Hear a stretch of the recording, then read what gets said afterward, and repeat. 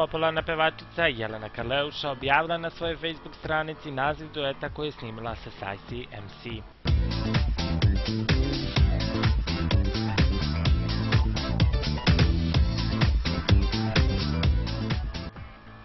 Jedna od najpopularnijih muzičkih zvezdi na našoj estradi, Jelena Karleuša, sa ponosom je na svojoj Facebook stranici objavila dve lepe vesti.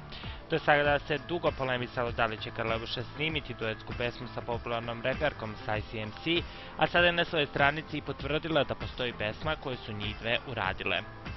Dragi moji, sa ponosom mogu da objavim dve vesti.